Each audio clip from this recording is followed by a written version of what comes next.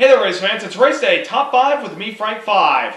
The Roval. It's unpredictable, it's exciting, it's thrilling, and it provides one of the most chaotic and exciting races of the season in the playoffs. The 4th trip to this place, it does not disappoint. The racing was intense, the drama was high, but our championship favorite is still above the rest. Let's talk about everything that went down at the Roval in the last race in the round of 12. Number 1, Kyle Larson, the championship favorite. He's just continuing to knock it out of the park as he picks up his 7th win of the season. 7th win of the season. That's a career high for him in a single season. Captured Sunday's Bank of America Roval 400 at Charlotte Motor Speedway, locking himself into the round of 12, winning the race over Tyler Reddick, Chris Buescher, Kyle Busch, and Denny Hamlin. Kyle Larson came into this race 22 points above the cutoff line, which you're probably thinking, how could a dude with the most points this season be 22 above the cutoff line entering the Roval, which anything can happen? Well, the previous week at Talladega, he was caught up in a crash early at the end of stage 1, where he was caught up in the wrong lane on the outside, and Justin Allgaier got turned from behind and went up and collected Larson. Larson had to limp around with a damaged race car the rest of the race till they called it late due to rain. Larson came into this race needing to at least bring out a good finish. But Larson had already won a couple road course races this year. He won at Sonoma. He won at Watkins Glen. I'm thinking, okay, this dude probably will be a factor for a top 5 finish by the end of the race. He ran top 10 for most of the race. Then in the middle of stage 2, he came on the radio and said something's wrong with the car. They were dealing with electrical issues where the alternator belt came loose and they were having battery issues. And at one point, when he was on pit road working on those problems, he was below the cutoff line. We're probably thinking, how can the championship favorite possibly get eliminated from the Roval? This dude deserves, in all honesty, he deserves to be our champion this year the way he's been running, the way he's been winning. And at one point, a lot of people were probably wondering, oh no, Kyle Larson's going to get eliminated. Me, I felt like he's going to bounce up through the field and he's going to get as much point positions as he possibly can. He'll probably get a top 10 and that'll be enough to get him into the next round. Well, with all the cautions that we had in the final stage, it brought Larson closer and closer to the front. And on the last restart of the race, Kyle Larson was able to take the lead away from Tyler Reddick, and he was able to Denny Hamlin, and he pulled away, did not look back, and held off challenges from Tyler Reddick and his teammate William Byron, who needed to win the race. Larson drove away, drove a very clean race, a great comeback, and was able to capture the Roval victory. He swept both Charlotte races this year, and it's the first driver to do that since Casey Kane did it in 2006, where he won the Coke 600, and at the time when we were on the oval part, it was the Bank of America 500. This time around is obviously the Bank of America Roval 400, and it's like 400 kilometers. So a really great race by Kyle Larson. He did a great job. The whole team, Cliff Daniels and the 5 team. They are one of the 2 NASCAR teams in their race on Sunday that deserve the crew award of the day, because they worked really hard to fix that alternator issue and the battery for the 5 car. They drove their way back up to the field, and he's been really good road course this year. If Kyle Larson and the 5 team do win this championship, they are going to look back on this race Sunday on their performance and how they were able to overcome adversity to get themselves into the next round of the playoffs. If they win the championship, they're looking back on the Roval. Kudos to the 5 team and Kyle Larson, Cliff Daniels. They all did a phenomenal job. Number 2, the big storyline, other than Kyle Larson winning, Chase Elliott and Kevin Harvick got into it yet again. A couple weeks ago, in the elimination race of the round of 16, battling for the lead late, Chase Elliott and Kevin Harvick, who both clinched on points in the middle of the race, were battling for the lead, where they both made contact, where Harvick hit the 9-carb Elliott, cutting down Elliott's left front tire, and he had to pit late and took him out of the win. Elliott blocked Harvick, apparently, or was just giving him a hard time the last few laps when he got back out there, which allowed Kyle Larson to catch up and win the race. They had the heated argument on pit road. They had an argument later in the garage here before they went to discussing Elliott's hauler. We all thought it was settled out there. Apparently it wasn't. So Sunday in the race, Chase Elliott came in as the favorite. He was looking for 3 in a row at the Roval. He had a very fast car early on. He was passing guys. He passed A.J. Allmendinger late in the end of stage 1 and took the lead and was able to get that stage win and a bonus point to help him, which would have been crucial for the rest of the race as well as for the next round of the playoffs should he make it. Then, late in the race, he's still working his way up to the field. Kevin Harvick, in the meantime, he's trying to get as many points as he possibly can because he came in 9 below, and the 9 car came in 9 above. They needed all the points they could possibly get. So, they were battling with Kyle Busch late in the race for stage 2 win. Kyle Busch ended up winning it. Elliott passed Harvick with a couple laps to go, and Harvick gave him a little bit of a tap saying, "Remember me? Remember Bristol?" And Elliott drove away, and I felt like, okay, that was just like a little warning. But Alan Gustin came on the radio and said before we started the final stage, he said, "Watch out for the 4 car because he may retaliate." A lap and a half into the final stage, in turn 7, Chase Elliott passing on the outside, Kevin Harvick throttles up and hits the 9 car, sends him into the wall, damaging the rear bumper and taking the rear deck lid off the car and bringing out the caution. And we all thought at the time, that's it for Chase Elliott. He's out. He's not going to make it to the next round. And ladies and gentlemen, if you listen to the audio and you listen to the video of the replay, Harvick clearly throttled up to dump the 9 car as payback. He dumped him. He really dumped him. I think he did it intentionally. So at that time, the 9 teams were pretty much, they were in trouble. And Elliott came on the ring and said the track bar is broken, which probably meant go to the garage and fix it mechanically if we were able to maybe fix the rear bumper of the car. They taped down the deck lid with the spoiler, which is mandatory, and they taped the rear bumper cover as best they possibly could. The 9 car was able to get back on the track. They met the minimum speed. And you know what? They were actually fast, almost as fast as they were earlier before the damage. They were as fast as the leaders, even with all that damage. The problem was he was multiple seconds behind the leaders because he took a long time on pit road to fix that damage. And he pretty much was just riding around out there trying to hopefully get a caution. And there was radio chatter saying if a caution came out and he said, you get to that 4 car, he better watch out. And Elliott said, oh, don't worry. And, Alan Gustafson knew that Chase, if he got up to Harvick, he was going to do something, and spotter Eddie DeHaan knew the exact same thing. Well, Chase Elliott, the 19, got the caution they were hoping for.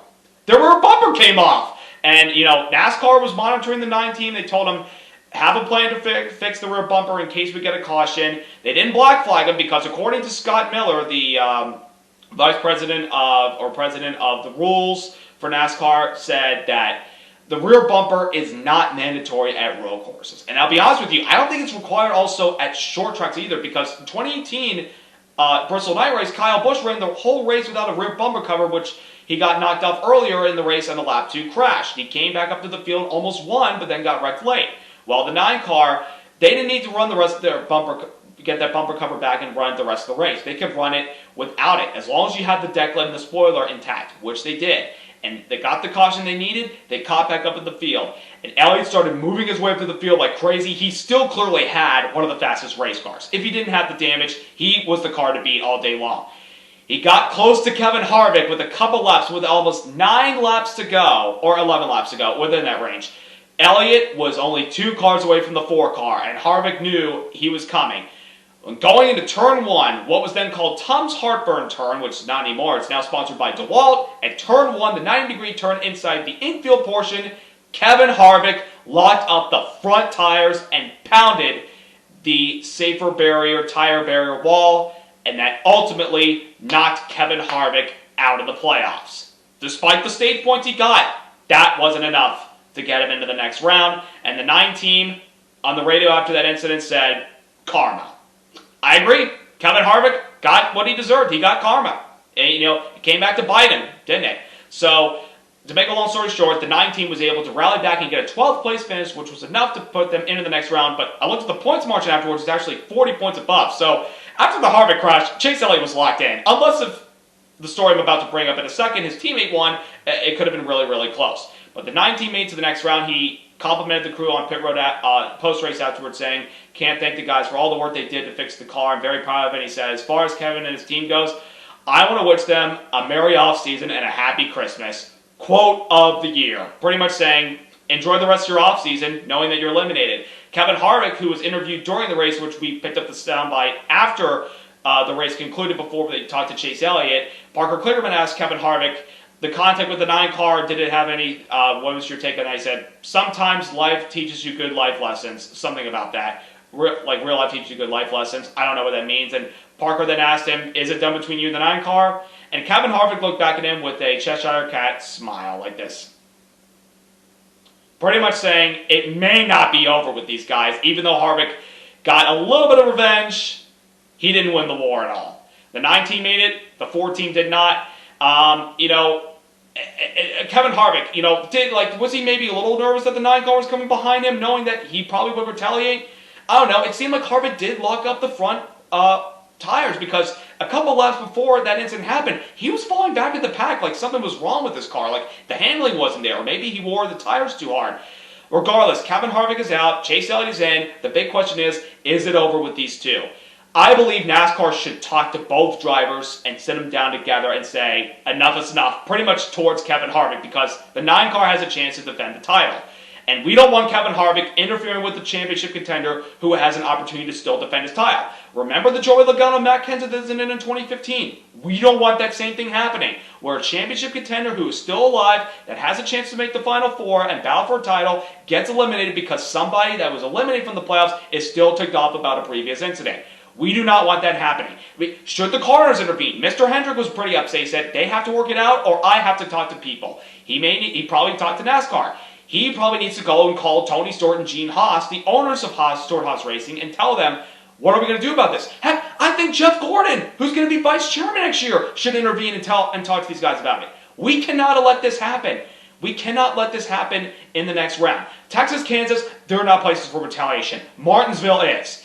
They need to talk it out. They need to tell Kevin Harvick, don't even consider this. And Chase Elliott, I don't think he's intimidated by Harvick at all. He, when asked about the question about the 4-car incident, he said, I'm just more proud of my guys. Chase Elliott is acting like the mature person in this situation. At 25 years old, a young dude, he's acting very, very mature.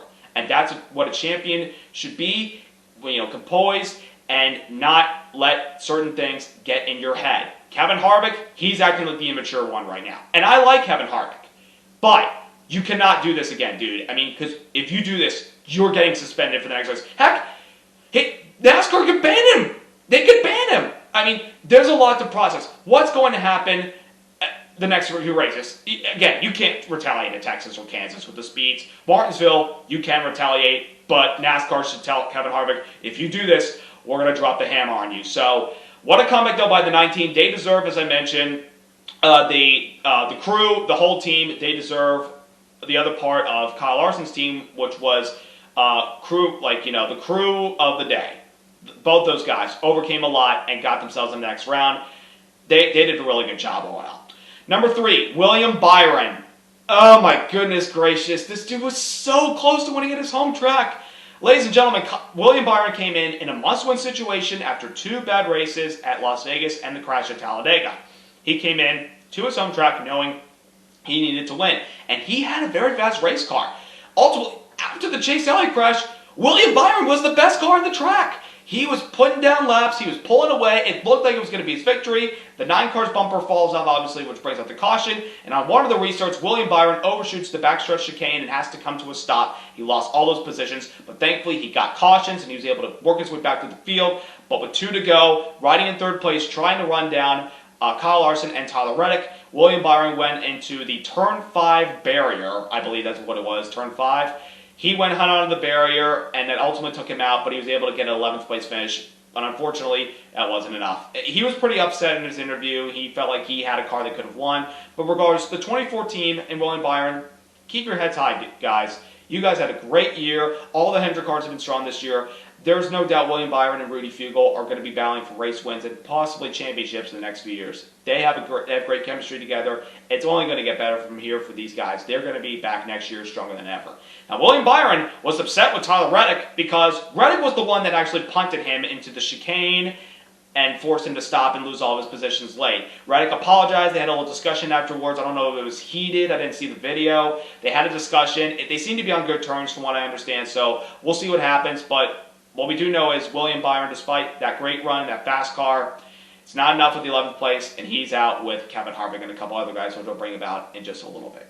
Number 4, the racing at the Roval. I know I already talked about in the intro, but I love this place. This place is the ultimate wild card.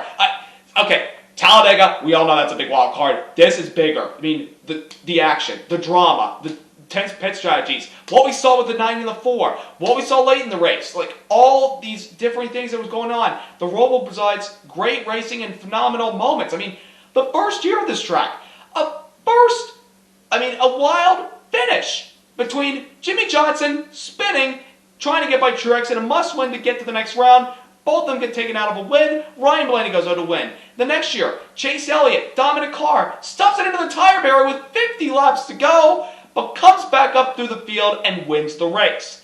The year afterwards, we were starting the race at a little bit in the rain because it rained earlier. Then the sun came out and then, started to drive the track up. But Elliott had to overcome pitting at the beginning of the final stage and worked his way back up the field, won the race. And this year, the 9 car, the 4 car, the drama that they had from Bristol carried over to this race.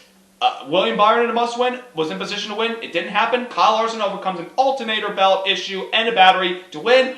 Ladies and gentlemen, the Roval, say what you want. Daytona, Bristol, Talladega, they're like probably the top attractions in NASCAR. The Roval is starting to become one of those new attractions for fans to come. It's must-see TV. You must come in person. Sit in the upper grandstand portion, by the way. I was there on Sunday, and you've got to be up there because you get a bird's-eye view of the entire track. I just love this place so much, and I cannot wait to see what this track and this configuration brings next year with the next-gen car. Going to be very, very interesting. And number 5, the drivers that have been eliminated. I talked about Kevin Harvick and William Byron. They were both eliminated. Also being eliminated is Christopher Bell and Alex Bowman. Christopher Bell, I felt like he was going to do better in this race because of the road course run he had at Daytona early this year. He won that race, and it looked like he was going to come in with a lot of momentum for this race. Early on, I think, had some contact with one of the curbing or another car and hurt the right front fender. They were able to get an 8th place finish out of the race, but it wasn't enough, so he's been eliminated. And Alex Bowman and his team had to fight through a battery problem like Kyle Larson had. Bowman had battery issues, and they had to work on it, and he was able to get back up to the field and get a 10th place finish. Ultimately, it's not enough, but both those young Hendrick drivers, be proud of your seasons. You guys did a great job this year, and they will be back next year. And Chris Roval, give credit. I had him get eliminated in the round of 16. He got farther and did better than I thought he was going to. And there's still a possibility he could finish the season in the top 10 in points. He just got to hold off William Byron and Alex Bowman and Kurt Busch to do that. But Chris Roval had a really good season. As far as Kevin Harvick goes, still winless. I don't think he's going to win a race this year. Just the performance for Stewart-Haas, it hasn't been there this year. Yes, I know Eric Almirola won in New Hampshire, and he flat out earned that win. But other than that, Stewart-Haas has struggled. The performance hasn't been there. What's going to happen to them next year? Are they going to get back to being relevant like they were last year with Kevin Harvick and the team in general with the next-gen car? We don't know. But all we know is those 4 drivers have been eliminated, and the drivers that are moving on are Denny Hamlin, Kyle Larson, Martin Truex Jr., Chase Elliott, Ryan Blaney, Joey Logano, Brad Keselowski, and Kyle Busch. And I'll be honest with you, I'm surprised at how well Kyle Busch ran with the 4th place he had, because the past 3 years, his finishes have just been so terrible, you'd want to throw up. He had a very solid run Sunday. He got the stage win. He had a fast race car too. Was he as good as those Hendrick cars and his teammate Denny Hamlin? Probably not. But regardless, the 18 team, give them credit. They did a great job. However, you're going to be without your crew chief next week because you had 2 lug nuts loose post-race. So that kind of sucks for the 18 team. But last year, Kyle Busch was out in the playoffs, and he went on to win that race, which was delayed multiple days after the day was supposed to start because Mother Nature was a factor. So Kyle Busch goes on to win Texas next week. I wouldn't be shocked. I would not be shocked. But what a wild day it was at the Roval. I enjoyed it in person.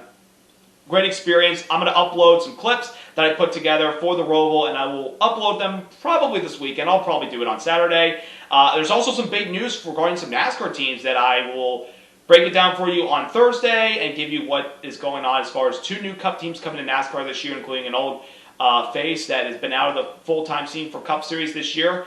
And I also want to mention that at the end of the race on Sunday, I actually got to meet Kyle Petty.